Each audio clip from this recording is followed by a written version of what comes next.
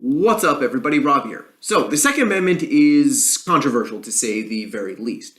And people have been making all sorts of arguments pro 2A or anti 2A, they're pro gun, anti gun.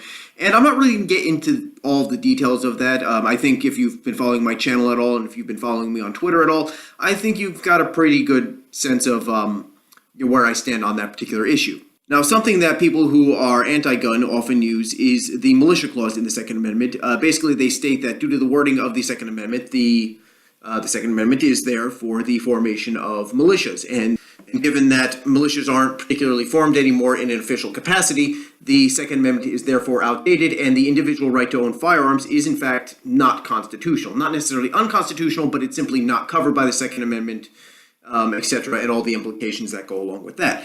And I'm here to tell you that I don't exactly subscribe to that, and I'm going to show you why. Now, I could go into the Founding Fathers and their general distrust for the government and their overall desire for an armed populace. That argument has been made many times over. I mean, we can go into the theory of the Second Amendment and why it's there and all that, but instead I'm going to go something a little different. What I'm going to do is I'm going to talk about grammar.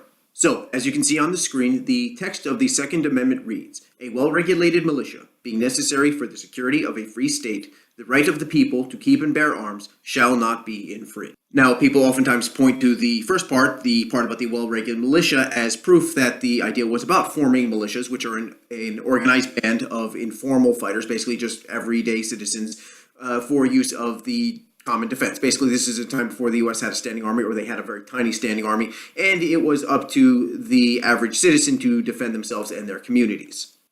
Now appearing on your screen right there is a sentence that is grammatically identical to the Second Amendment. Sub-sandwiches, being filling and delicious, the right of the people to keep and buy bread shall not be infringed. So, is the right about sub-sandwiches? Well, no, it's about the bread and the right for people to buy it and to have it. The sandwiches are merely something that can be done with the bread. Is there anything in this particular sentence that states that, or even implies, that bread must be used for sub-sandwiches and sub-sandwiches only? Well, no, bread can be used for any number of purposes, and that sub-sandwiches are simply a thing that can be done with aforementioned bread. Okay, and finally, who has the right to buy bread? Well, everybody.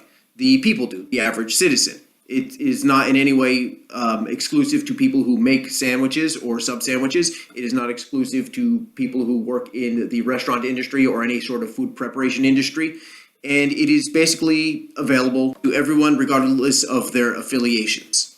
So it's pretty clear that breaking the Second Amendment down along grammatical lines, it's obvious that it's for the right of the people to keep and bear arms and not of the militia. And that brings up another point. Why would the government enshrine its own right to bear arms? Now, yes, militias are made up of average citizens who defend their communities, but they are organized by the government.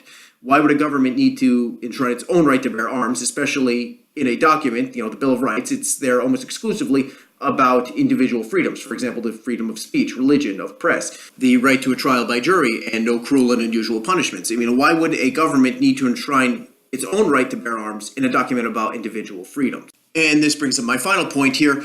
If the Second Amendment was about the formation of militias, why not just say that? I mean, the Founding Fathers, the people who wrote the Constitution, they were pretty intelligent individuals. Now, oftentimes people, especially people on the right, they tend to deify them and, put them on a pedestal and think that they're beyond reproach. And no, they were pretty flawed individuals. They argued amongst themselves pretty much constantly. So to say that the Founding Fathers believed this, well, they were hardly a unified force at all. But though they did have their flaws, they were fairly intelligent individuals. I think we can all agree on that, regardless of where we fall on our political spectrum.